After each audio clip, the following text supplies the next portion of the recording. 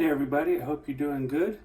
This is Mr. Penio, and I'm recording this video just to kind of go over module 07.01, just hopefully to maybe clarify a little bit of what this module is talking about, but also what's expected of you and what we're doing.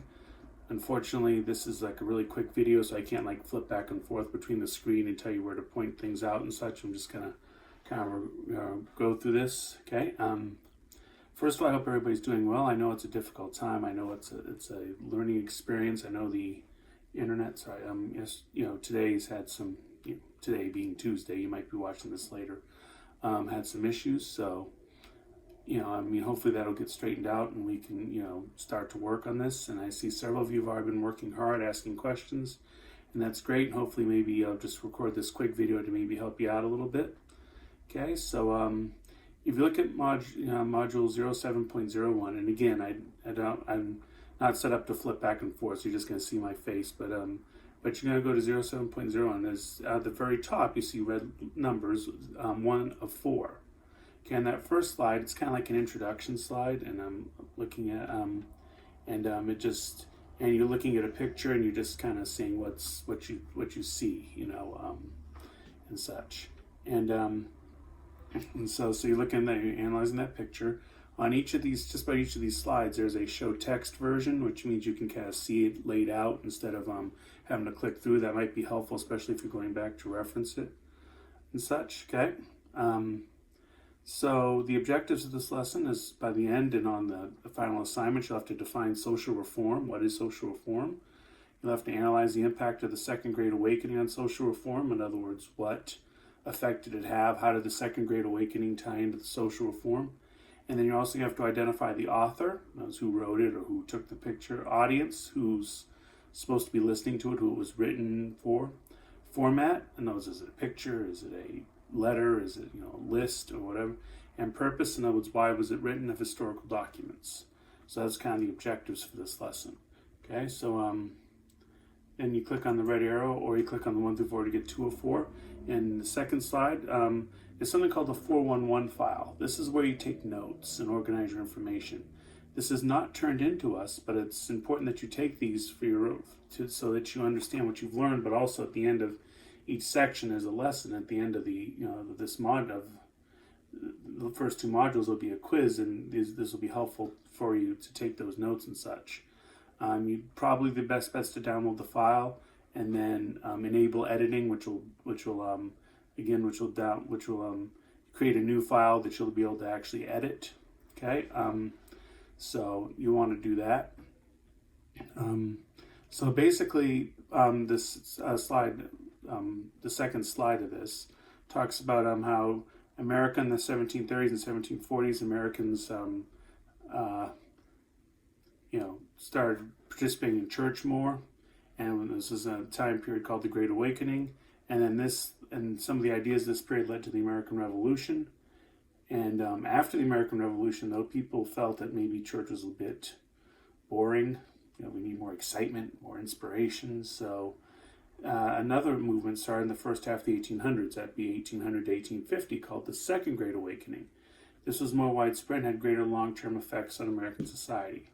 And also on that second slide, you'll be looking at a woman called Ruth and some of the things that she did. And so on the second slide also has that. And then at the bottom, it talks about social reform. Social reform and social reform movements are when a group of people works to making a change to try to improve the community through law, through making laws and such.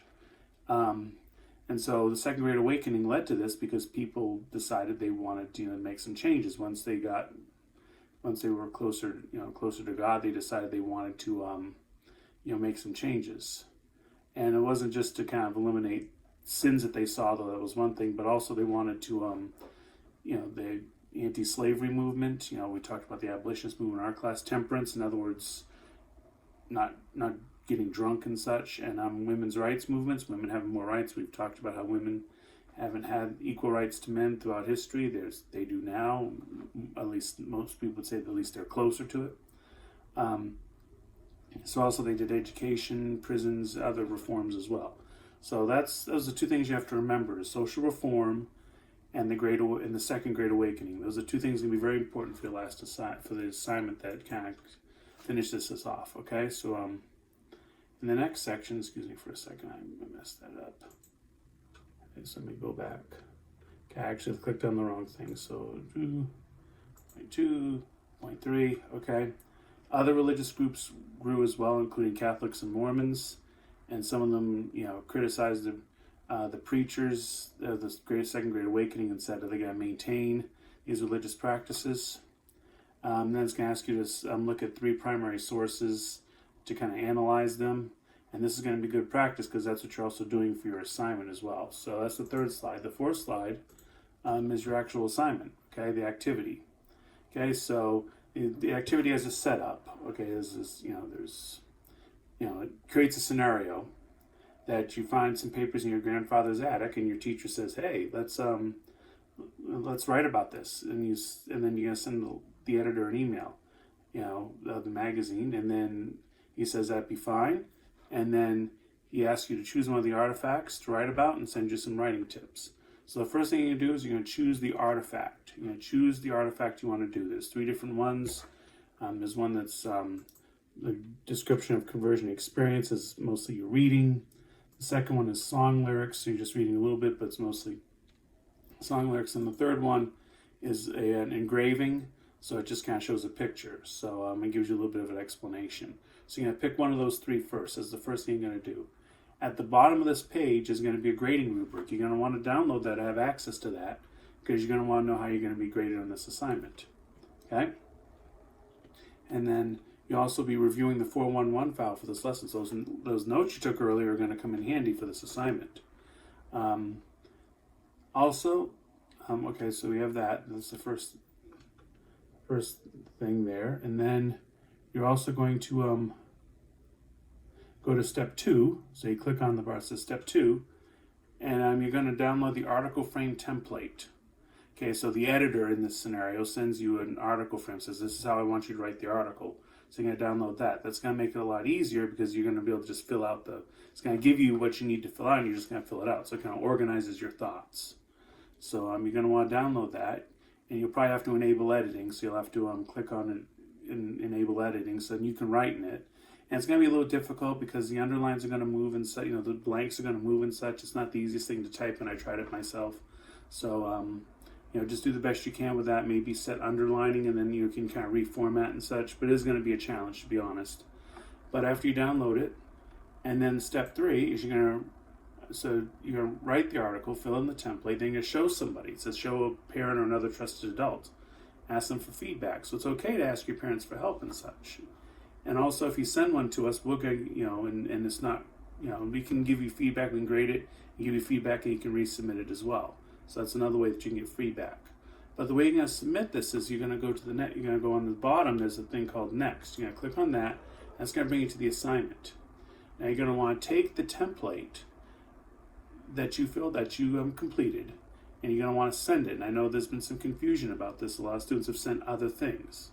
But you're going to want to take, you want to submit it as submit the assignment as your file upload, that template that you created. So make sure you know where you save it so that you can upload it. It should probably be in downloads or desktop would be my suggestions. Okay, it's probably going to automatically download to downloads. That's where my downloads go, but also desktop as well. You could use that, put it on your desktop, and then you know right where it is. And then you'll find that and you'll submit it, and then we'll look at it as soon as we can and give you a grade on it and give you some feedback. If you're happy with your grade, then you move on. If not, then you can redo it and resubmit it so that we can grade it. We'll give you some feedback and help you out with that. So I hope this was helpful. This is just kind of like a brief overview of the lesson and what you're learning. We got this, and we're going to do this, and we're going to and we as teachers are going to be with you every step of the way through this. So take care.